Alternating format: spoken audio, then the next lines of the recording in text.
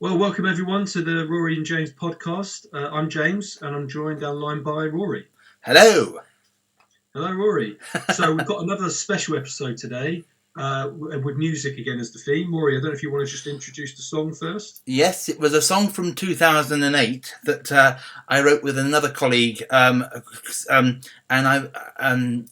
more recently James has become involved with the track, and we're going to tell you the whole story of the song afterwards. But here it is, first off, so you can form your own opinions. At the Bus Stop, it's called. Here it is. The photograph that was never taken, a chance to see you at the bus stop. We don't know each other, but who are you? Will this always be a daydream? Will this always be a daydream? Will you be at the bus stop tomorrow?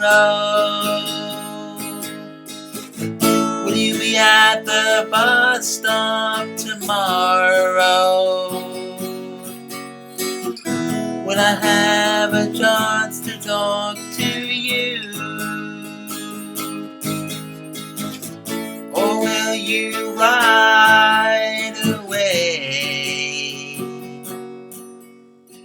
You're so beautiful, I wish I knew you. One moment in time, that means so much.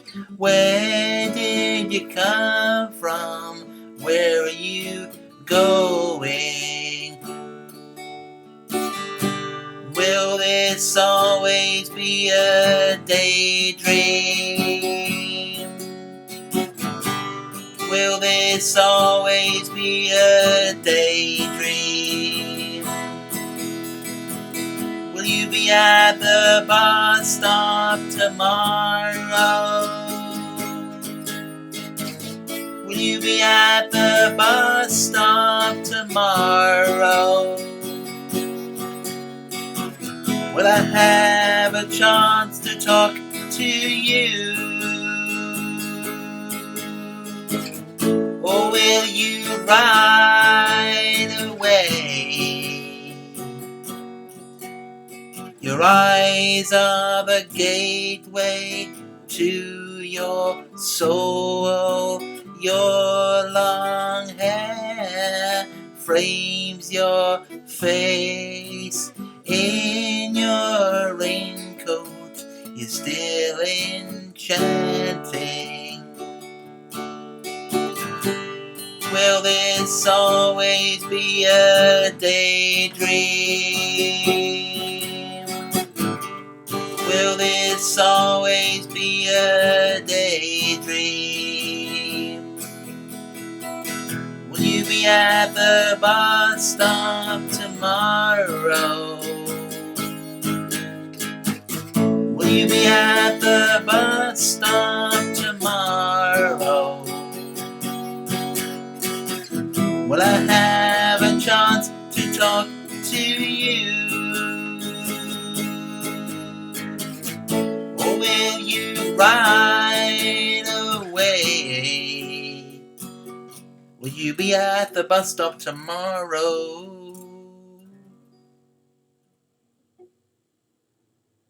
Right, well, welcome back everyone. That was At the Bus Stop. Rory, I don't know if you want to start by just explaining sort of the background to this song, how you came about writing it. Well, me and another colleague had written the song rather spontaneously, and it was basically a need to write a love song because we hadn't done for some time. This guy was a guitarist I used to work with.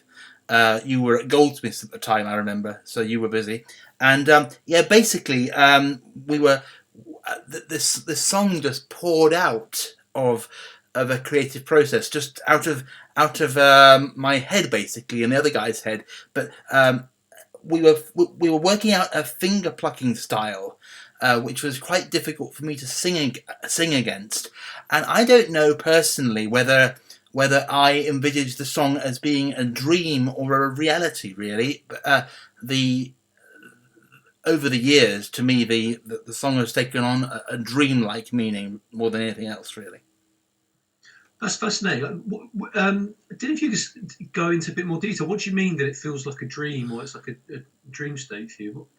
What does that mean? Well, I'm generalising with the lyrics, but it says, "Will you be at the bus stop tomorrow? Will I have a chance to talk to you?"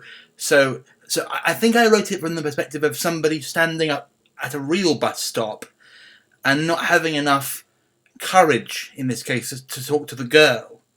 But the more I've heard it over the years, the more it's almost as if the person, because I'm trying to be the generic person, is wishing for that to happen to them in real life. Right. And in terms of the bus stop, what was the inspiration for that being the location of this sort of story? Was there a particular bus stop, or was it just something random in your mind? No, it was a random selection of an idea, although we did take photographs at a bus stop for the metaphor of the song, but there's no specific place it takes place, and I think that adds to the dream-like quality. When my colleague was doing the finger-plucking style going downwards, it was very difficult for me to at the bus stop, to go that bit lower. So, because I've always been in my head, when I was younger, I had a very, very high voice. So musically, I'm used to going high, and I really do miss my old singing high voice. So that was why I asked you, when you became involved, which is what I always wanted you to do, to reshape those verses into chords in the way that you did. How did that come about? Yeah, so that was tricky because the original version of the song obviously had, as you've mentioned, is your colleague really is playing guitar, picking the notes rather than playing chords underneath. So when we were discussing it, you were keen on having chords underneath, and yeah, I haven't quite got that musical ear for that kind of stuff, but yeah, obviously through the magic of internet and so forth, you sent the file over to me, and I was just trying to pick up the key, what I thought were the key notes that could be the chords underneath your singing.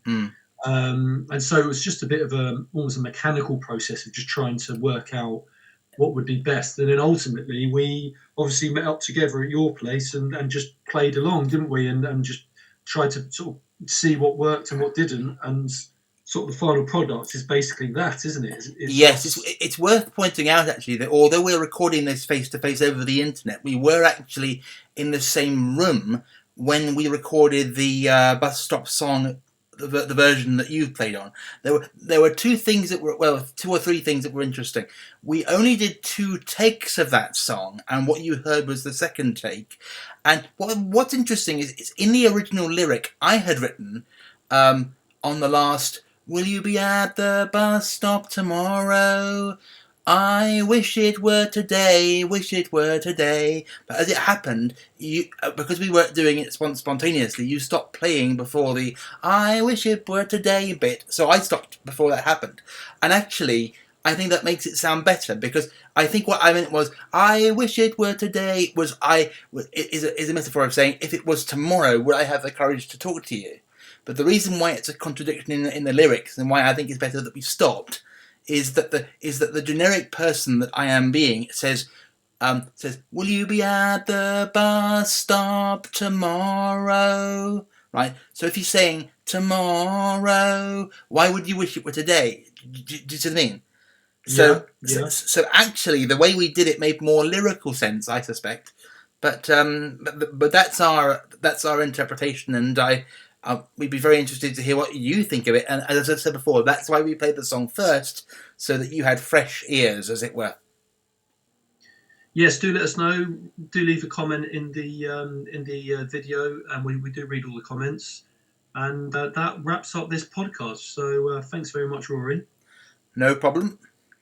And thank you all for listening. And we'll be back soon for another one, no doubt. See you next time. Bye.